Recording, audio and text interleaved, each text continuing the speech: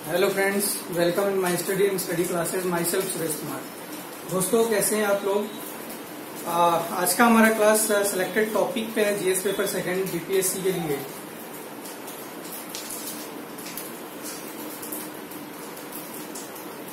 BPSC mains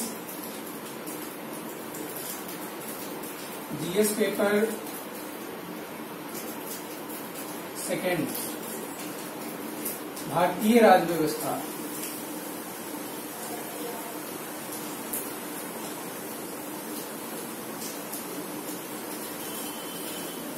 आज हम भारतीय राज्य व्यवस्था, जो आपके जीएस पेपर सेकंड का एक महत्वपूर्ण सेक्शन है, उसके जितने भी सिलेक्टिव टॉपिक हो सकते हैं उसको 3 पार्ट में बांट करके, जिस तरह से मैं बांट करके आप लोगों को पढ़ाता रहा हूं कि सेक्शन ए में हम मोस्ट इम्पोर्टेंट, फिर बी हमारा इम्पोर्टेंट और सी हम अदर लेकर के चलते हैं, जो महत्वपूर्ण हो सकता है, नहीं भी हो सकता है।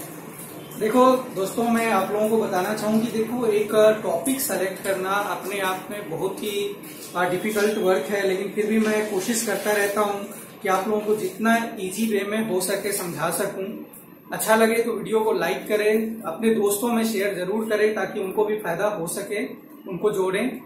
और ज्यादा से ज्यादा आप कोशिश करें कि जब भी आप अपने आंसर को लिखते हैं तो रेलिवेंट बनाने का काम करें, करंट इशू को जोड़ करके। जीएस पेपर में जितना अच्छा आप काम करेंगे उतना बेहतर होगा। चलिए, आज का हमारा जो मोस्ट इम्पोर्टेंट है, पहले उस सेक्शन की बात कर ले हम। मोस्ट इम्पोर्टेंट हमारे ए है, ए मोस्ट इम्पोर्टेंट।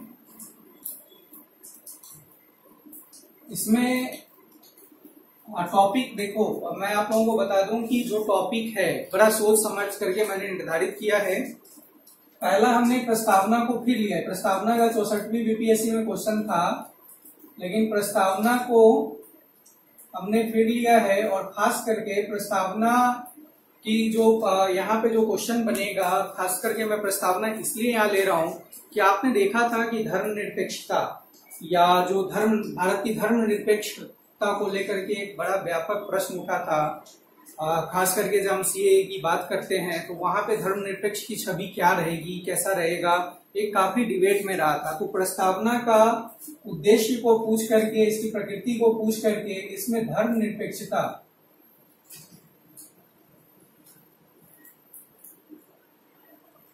को कोट करके आपसे क्वेश्चन पूछ सकता है, आप बनाएंगे इस पे आंसर। नेक्स्ट हमारा जो आपके लिए सिलेक्टेड टॉपिक लिया है, नागरिकता। नागरिकता तथा इससे संदर्भित मुद्दे, इससे संबंधित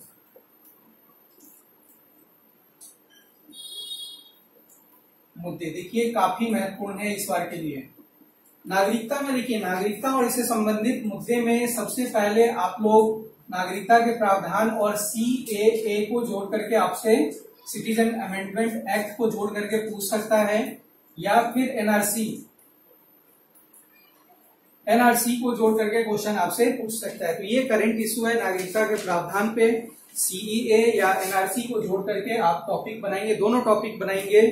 एनआरसी आप ध्यान दें, जिस समय एनआरसी विवाद में शुरुआत में रहा था आसाम को लेकर के, उस समय बिहार ने सीधा सीधा क्वेश्चन पूछ दिया था। और इस बार तो सीए और एनआरसी दोनों काफी चर्चा में रहा है, तो उम्मीद करता हूं कि यहां से क्वेश्चन आना चाहिए। नेक्स्ट जो मैंने आप लोगों के लिए बनाया है वो है मौलिक अधिकार।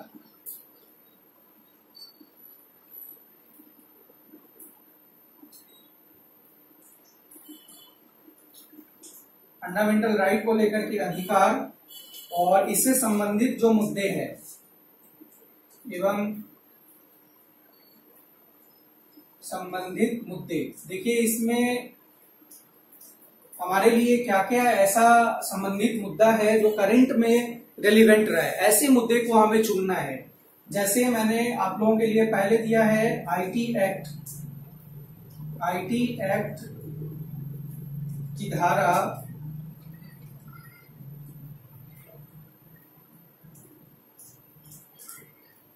66A को मैंने जोड़ा है, एवं यहाँ पे अभिव्यक्ति की आजादी।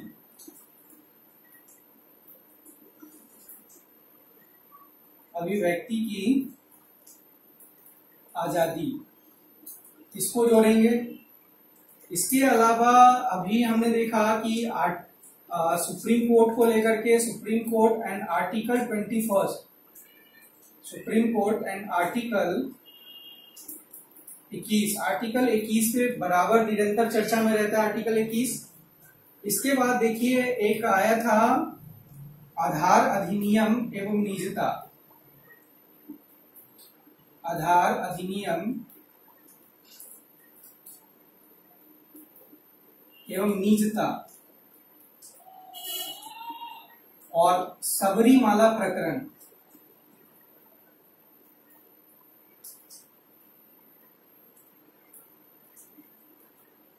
तो ये मैंने कुछ रेलेवेंट टॉपिक उठाया है मौलिक अधिकार में आपका, ये आपके लिए काफी महत्वपूर्ण है। नेक्स्ट देखिए मैंने नीति निर्देशक तत्व, नेक्स्ट हमारा है नीति निर्देशक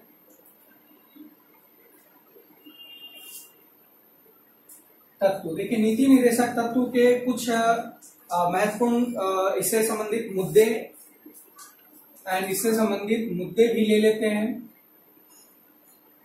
ध्यान दे, नीति निर्देशक तत्व में सीधा सीधा कि किस तरह से ये राज्यों के लिए एक निर्देश है। क्वेश्चन, इसकी विचारधारा, इसमें कौन कौन से नीति निर्देशक तत्व के जो हमारे पास आर्टिकल है इससे रिलेटेड, इसमें कौन कौन से विचारधारा से प्रभावित है। विचारधारा का प्रभाव, चाहे वो समाजवादी विचारधारा हो, गांधीवादी विचारधारा हो, तो कहाँ कौन से आर्टिकल में किस विचारधारा की भावना झलकती है वो आपको नॉलेज होना चाहिए। इस पे क्वेश्चन बना भी है बिहार में। इसके बाद देखिए नीति निर्देशक तत्व के लिए जो करंट रेलिवेंट टॉपिक से है वह है एक समान नागरिक संहिता।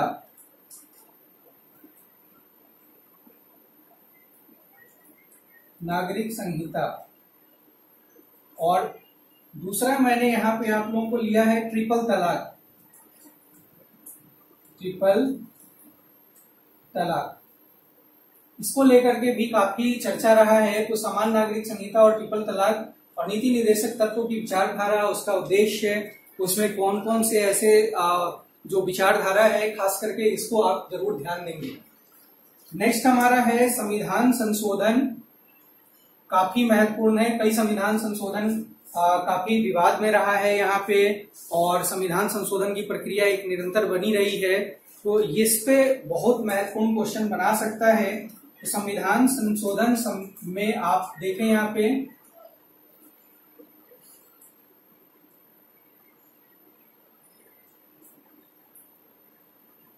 इसकी प्रक्रिया पूछ सकता है। और दूसरा, वर्तमान में कोई जोड़ करके आपसे किसी संशोधन को कोट करके आपसे इसका उसके बारे में आपसे चर्चा कर सकता है। तो ये आप ध्यान रखेंगे संविधान संशोधन की प्रक्रिया। इसके बाद देखिए हमारा जो सबसे यहाँ पे मोस्ट इम्पोर्टेंट में आप समझे कि हमने रखा है, वो काफी महत्वपूर्ण टॉपिक है आपका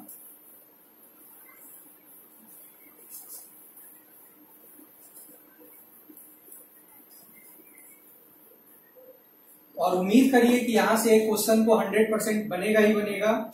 यह है स्थानीय सरकार। स्थानीय सरकार, स्थानीय सरकार को लेकर के देखिए यहाँ पे आपसे एक तो 73वां 74वां संविधान संशोधन, 73वां 74वां संविधान संशोधन में हमारे लिए 73 ज्यादा महत्वपूर्ण होता है।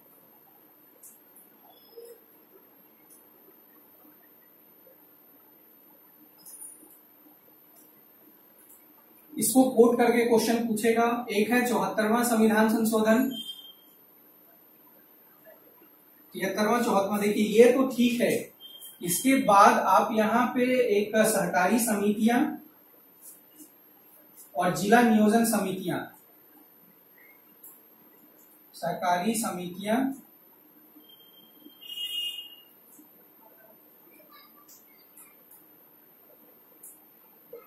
जिला नियोजन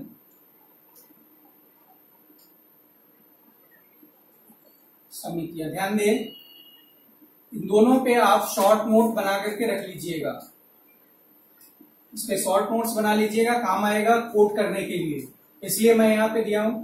लेकिन जो मोस्ट इंपॉर्टेंट है, ये 73वां संविधान संशोधन तो है ही, इसमें जो सबसे जो इस बार मुझे एकदम लग रहा है कि आपको पूछना चाहिए वो है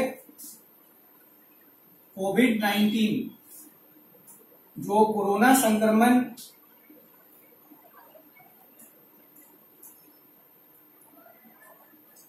कोविड-19 या कोरोना संक्रमण के कारण जो उत्पन्न समस्या हुआ है,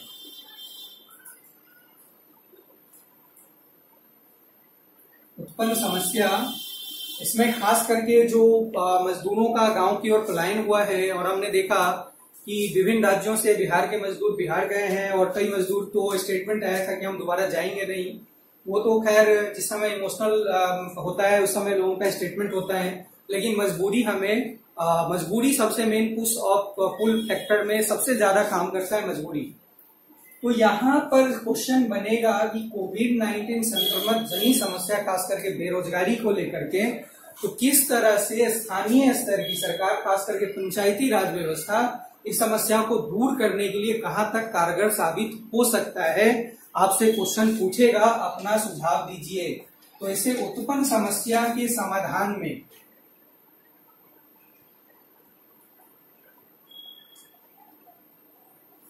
पंचायती राज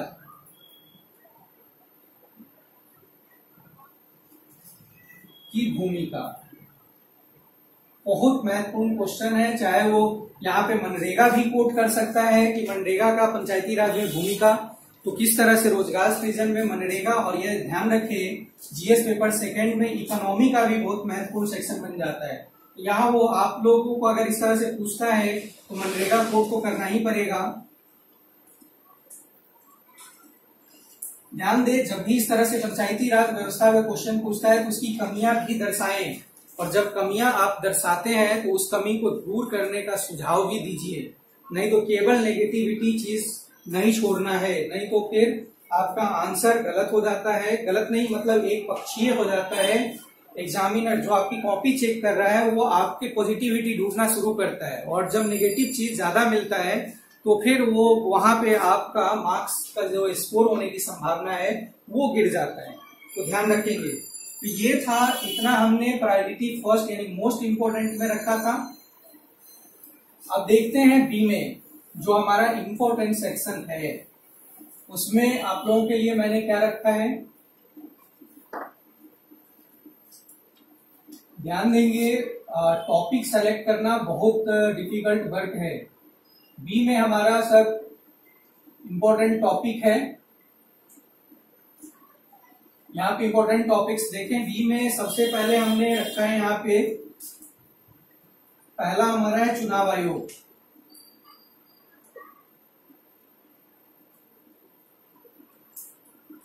चुनाव आयोग मैंने इसलिए रखा है, यहाँ पे मैं बता रहा हूँ कि क्या क्या चीजें जोड़ना है। यहाँ पे चुनाव आयोग इसलिए रखा है कि अभी जो हाल फिलहाल में लोकसभा चुनाव हुआ था तो वहां पे आपने देखा कि चुनाव आयोग काफी विवाद में रहा, और कई प्रश्न उठे कि चुनाव आयोग है या चुनाव की जो प्रक्रिया है उसमें व्यापक परिवर्तन की मांग होने लगी थी। तो यहाँ पे चुनाव आयोग की भूमिका, कार्य प्रणाली, एक तो पार्ट ये बनता है हमारा भूमिका एंड कार्य प्रणाली। ये कोट करके क्वेश्चन पूछ सकता है। इनकी इसकी सबसे बड़ी बात जो पूछेगा, इसकी कमियां और इसमें चुनाव आयोग में सुधार, इसमें चुनाव प्रणाली में सुधार, इसकी कमियां भी लिख सकते हैं आप, कमियां एवं चुनाव प्रणाली में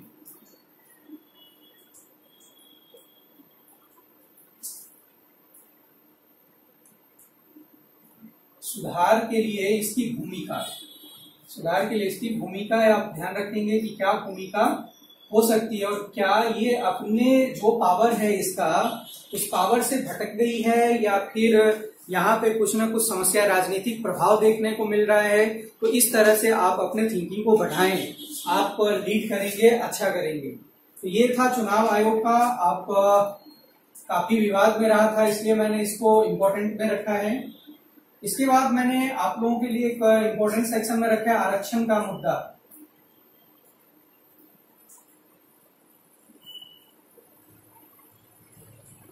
एवं इससे संबंधित विवाद बहुत महत्वपूर्ण है। आपने देखा कि जब आर्थिक रूप से पिछड़े जो सवर्ण वर्ग है उनको आरक्षण की दी गई थी तो इस पर कितना विवाद हुआ था। तो क्या आरक्षण, आपसे क्वेश्चन बनाएगा कि केवल वोट बैंक की राजनीति का एक महत्वपूर्ण हिस्सा है या आरक्षण वास्तविक में होना चाहिए और या नहीं होना चाहिए। तो इस तरह से क्वेश्चन आप अपने आप में जनरेट करें, सोचे और ऐसे आंसर बनाएं। आरक्षण है तो क्यों है, इसके नेगेटिव पॉजिटिव क्या इम्पैक्ट होगा और क्या इसके विवाद थे, ऐसे क्वेश्चंस काफी महत्वपूर्ण हो जाएगा। यहाँ पे देखिए केंद्र राज्य, मैंने एक टॉपिक लिया है केंद्र राज्य संबंध एवं वर्तमान परिप्रेक्ष्य।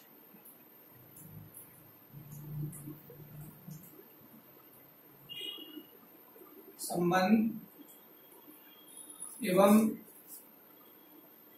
वर्तमान परिप्रेक्ष्य। केंद्र राज्य संबंध और वर्तमान परिप्रेक्ष्य में सबसे पहला मैंने यहाँ पे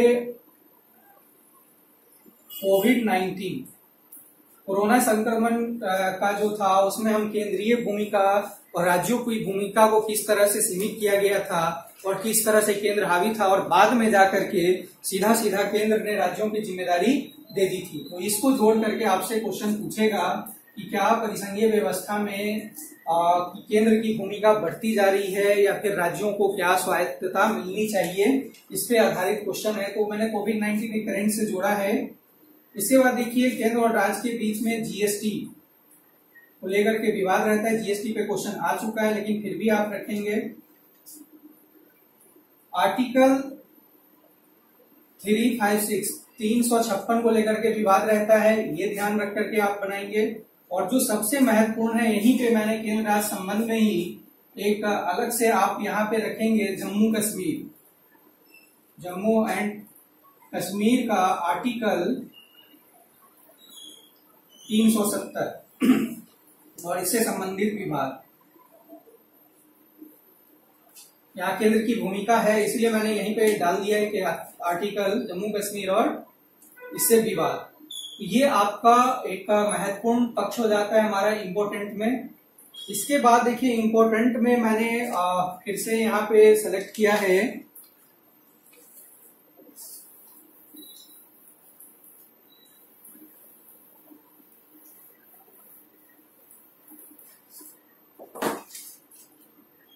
इम्पोर्टेंट में ही आपका न्यायिक सक्रियता एवं न्यायिक पुनरावलोकन।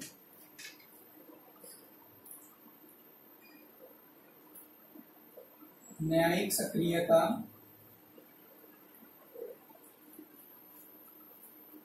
और न्यायिक पुनरावलोकन।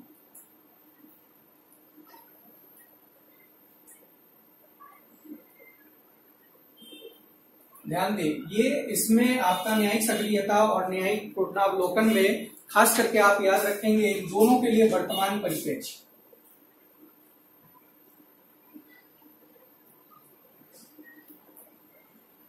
अब जब इस तरह के क्वेश्चन अगर आपसे पूछता है तो थोड़ा दोनों में अंतर आप समझाएंगे। अगर दोनों क्वेश्चन मिलाकर के, हालांकि न्यायिक सक्रियता पे क्वेश्चन आ चुका है 64वीं में, लेकिन फिर भी मैंने यहाँ पे इम्पोर्टेंट रखा है कि कई ऐसे मामले देखे गए हैं जहां पे खास करके सुप्रीम कोर्ट की जो महत्ता है वो बढ़ती जा रही है और खास करके ऐसे मामले जो जन अधिकार से जुड़ा हुआ है, तो वहां पे हमने देखा कि सुप्रीम कोर्ट की भूमिका बढ़ती गई है। तो इसीलिए न्यायिक सक्रियता हो जाएगा और न्यायिक पुनरावलोकन जैसे हमने संसदीय कोई भी सुधार देखा या कोई विधेयक देखा तो वहां पे किस तरह से सुप्रीम कोर्ट ने युक्तियुक्त परिवर्तन या उस प्रतिबंध लगाने का काम किया है, तो वो पुनरावलोकन में आ जाएगा। तो ये सामाजिक पक्ष को दर्शाता है, एक वैधानिक पक्ष या फिर संवैधानिक पक्ष से जुड़ा हुआ है, तो आप इसको किस तरह से डिफरेंट करके लिखेंगे। और सबसे बड़ी बात है कि कौन कौन से ऐसे वर्तमान में परिप्रेक्ष्य है जहां पे आपको सक्रियता और पुनरावलोकन न्याय का दिखने को मिलता है, उसको आप पॉइंट बाय पॉइंट करके 5, 7, 10 बना लेंगे, आपके लिए फायदेमंद रहेगा। नेक्स्ट यहाँ पे मैंने एक रखा है राज्य सरकार।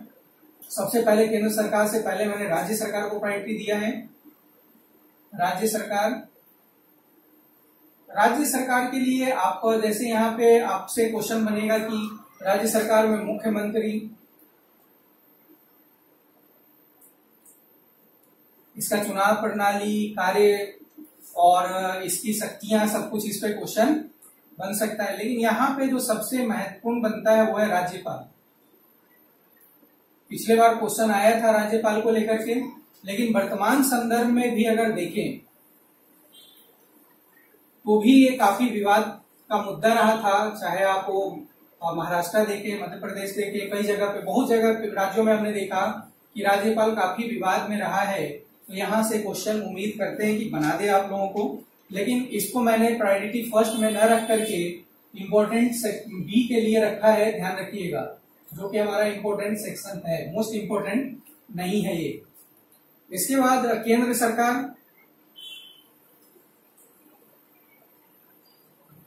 केंद्र सरकार में सबसे पहले मैंने राष्ट्रपति रखा है। राष्ट्रपति के चुनाव की प्रक्रिया, राष्ट्रपति की कार्य शक्ति और किस तरह से राष्ट्रपति की शक्ति अगर हम देखें तो प्रधानमंत्री की तुलना में राष्ट्रपति की शक्ति को कंपैरिजन करके क्वेश्चन बना सकता है। तो यहाँ पे राष्ट्रपति और दूसरा हमारा यहाँ पे प्रधानमंत्री हो जाता है, प्रधानमंत्री। ये था हमारा आपका बी सेक्शन का। तो जो मोस्ट इम्पोर्टेंट हमने देख लिया। अब अदर सेक्शन में देखते हैं।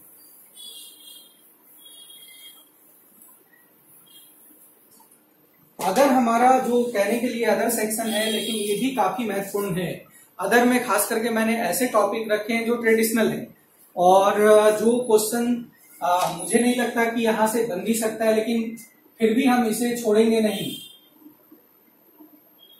अदर में सबसे पहला मैंने रखा है गठबंधन की राजनीति।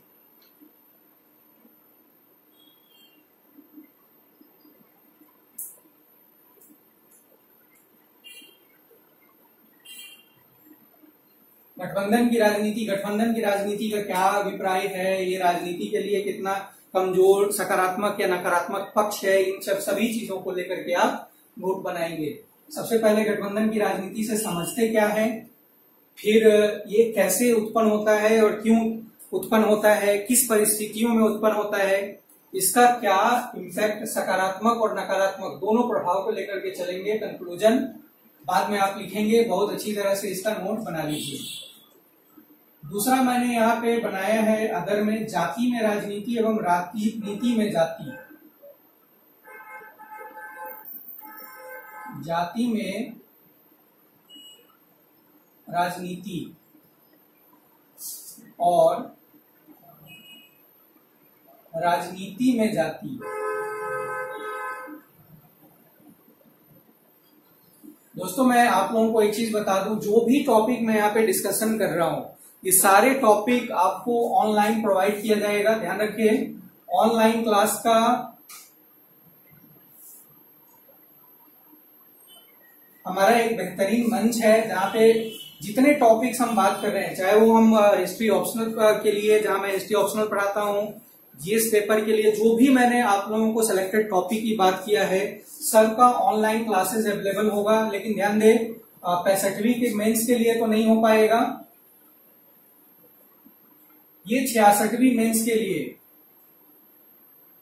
66वीं बीपीएससी के लिए आपको यहाँ पे एक सटीक तरीके से, सुनियोजित तरीके से, निश्चित समय में सारे कंप्लीट करवाए जाएंगे। टॉपिक्स बाय टॉपिक आपके नोट्स कंप्लीट करवाए जाएंगे, समझाया जाएगा, पढ़ाया जाएगा। जिस तरह से अभी हम बोर्ड पेपर रहे हैं, इसी तरह से हम ऑनलाइन पढ़ेंगे। आपके जो क्वेश्चंस होगा उसको साथ के साथ देखा जाएगा, जो समस्या होगा उसका डिस्कशन किया जाएगा। तो आप चाहें तो ऑनलाइन जुड़ने के लिए आप 8368196379 पे संपर्क करेंगे। ये आप लोगों के लिए सूचना है, ध्यान रखें। और अगर किसी का ऑप्शनल हिस्ट्री है,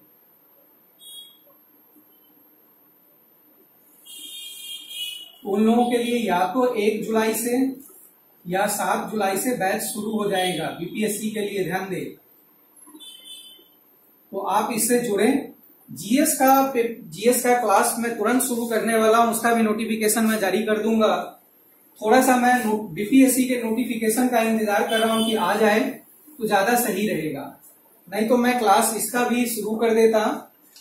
चलिए यहाँ पे अदर में हमारा तीसरा टॉपिक है यहाँ पे राजनीति का अपराधीकरण एवं अपराधी का राजनीतिकरण।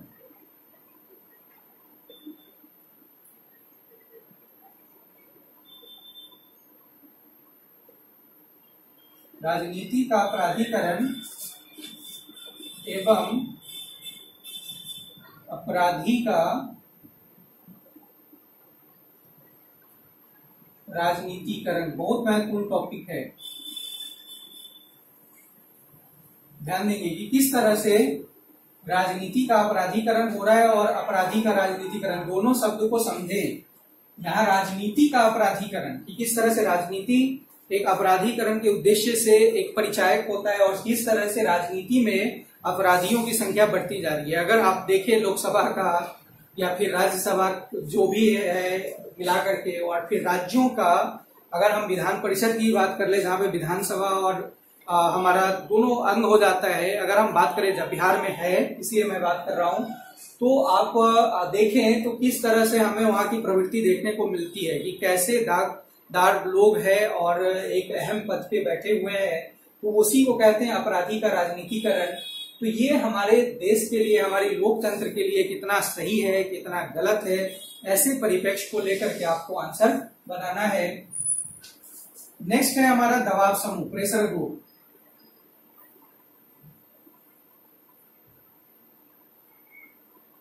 आजकल दबाव समूह का भूमिका बढ़ता जा रहा है, तो दबाव समूह क्या है, इसकी क्या भूमिका है, क्या उद्देश्य है को लेकर के आप आंसर बनाएंगे। एक टॉपिक मैंने यहाँ पे रखा है बिहार को ध्यान में रखते हुए, सुशासन। क्या है सुशासन? यहाँ पे बिहार की भूमिका, या सीधा सीधा पूछ देगा बिहार की सरकार, बिहार सरकार की उपलब्धि,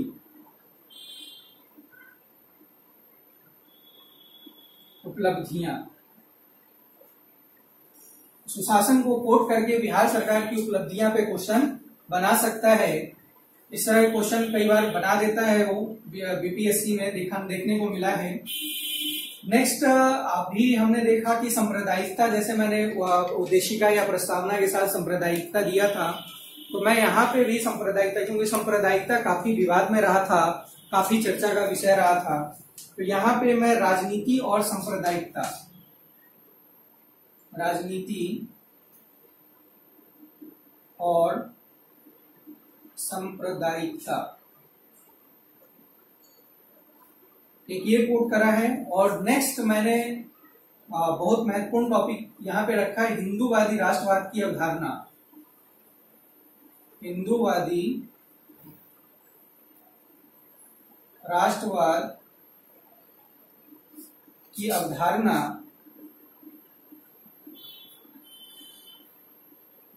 और भारतीय राजनीति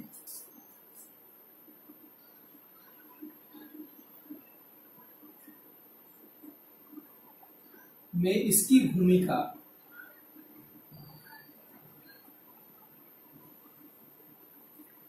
ये हमारा था अदर पार्ट का लास्ट टॉपिक। तो ध्यान दें, अगर इतने टॉपिक जो भी मैंने आपको टॉपिक्स दिए हैं बड़ा सोच समझ करके मैंने आप लोगों को बताया कि बड़ा डिफिकल्ट होता है टॉपिक का डिसाइड करना, और साथ ही साथ कौन सा मोस्ट इम्पोर्टेंट में जाएगा, इम्पोर्टेंट में जाएगा या फिर अदर सेक्शन में जाएगा, इस तरह से डिसाइड करना हमारे लिए काफी डिफिकल्ट वर्क होता है। लेकिन जब तक हम डिफिकल्टी को एक्सेप्ट नहीं करते हैं तब तक एक प्रॉपर वे में काम नहीं होता है। तो बड़ा सोच समझ करके मैं आप लोगों के लिए काम करता हूँ। तो अगर आप लोगों को सही लगे तो कमेंट जरूर करिए, और मैं चाहूंगा कि आप लोग अपने नॉलेज को प्राउड लेवल पे बढ़ाएं, क्योंकि एक अच्छा सा चांस है आपके पास मेंस लिखने का। इसलिए मैं कह रहा हूं क्योंकि अभी कोविड-19 संक्रमण के कारण भी काफी लोग परेशान हुए, कोचिंग संस्थान बंद रहा, लोगों को एक प्रॉपर गाइड नहीं मिल पाया, कई तरह की समस्याएं हुई है। तो आप यहाँ अगर प्रॉपर वे में तैयारी करके जाते हैं तो लीड करेंगे। अगर आपकी और भी कोई समस्या है तो आप हमें मैसेज करेंगे, कॉल करेंगे। कॉल करने के लिए मैंने बताया कि 8368196379 पे संपर्क करेंगे। मैं आप लोगों से बात करूंगा, जो भी समस्या है समाधान किया जाएगा। और आप लोग ऑनलाइन क्लास के साथ मेरे साथ जुड़िए, आप डिफरेंट पाएंगे। जो भी हमारे टीम में है सब आपको एक डिफरेंट क्लासेस मिलेगा उन लोगों से, या खास करके मैं मेजर पोर्शन को मैं खुद पढ़ाता हूँ। आप देखेंगे समझ में आएगा, मुझे कुछ कहने की जरूरत नहीं है, बस आप एक बार ज्वाइन करके देखिए, पता चलेगा। और अपने दोस्तों को जोड़िए, जितना ज्यादा से ज्यादा हो सके शेयर करिए ताकि उन लोगों को भी फायदा मिल सके। Thank you everybody, thank you watching for me.